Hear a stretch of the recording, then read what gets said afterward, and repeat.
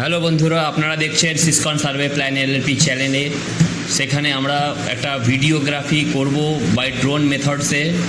তো এখন আমরা এসে গেছি অন্ধ্রপ্রদেশের কোনো একটা ফ্যাক্টরিতে। সেখানে ড্রোন ফ্লাই হবে। ড্রোন ফ্লাই করার পারপাস হলো, এখানে একটা লবণের স্তূপ আছে বা স্টক আছে, সল্টের স্টক আছে। সেই সল্ট স্টকটাকে মেজারমেন্ট করব, সল্টটা কত আছে অ্যাজ অন ডেট প্ল্যান্টে সেটা আমরা ভেরিফাই করব। তার জন্য ড্রোনটা ফ্লাই করার জন্য কিছু র ডেটার দরকার হয়। সেই র ডেটা ক্যাপচার করার জন্য আমরা কিছু প্রসেসে আগাচ্ছি। তো এখন দেখতে পাচ্ছেন আপনারা, আমরা ড্রোনটা ফ্লাই করব। তার ফ্লাই করার আগে কিছু প্রসেস থাকে, কিছু সেটিংস থাকে, কিছু ড্রোনটাকে কিছু সিস্টেমাইজ করতে হয় বা ড্রোনটাকে কিছু সেট আপ করতে হয়।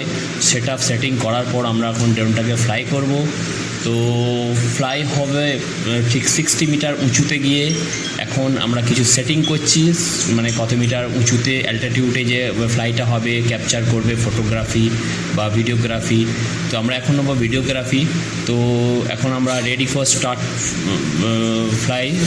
আমাদের ড্রোন উঁচুতে চলে যাচ্ছে, 60 মিটার উঁচুতে গিয়ে ফটো নেওয়া চালু করবে গ্রিড ওয়াইজ।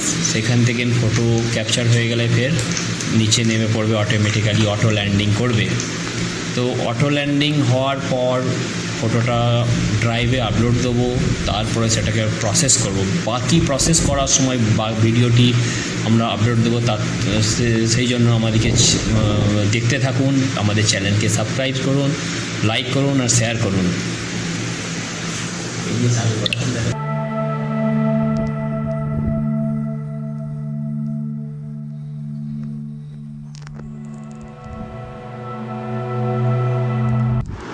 দেখতে পাচ্ছেন ড্রোন ফটো নেওয়া চালু করে দিয়েছে।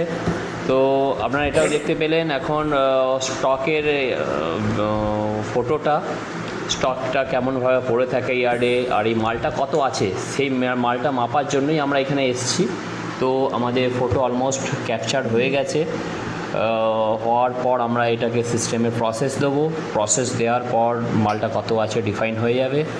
তারপর আপনাদেরকে পরের ভিডিওতে দেখাবো। তার সঙ্গে দেখতে থাকুন, সাবস্ক্রাইব করুন চ্যানেলটিকে, লাইক করুন, শেয়ার করুন।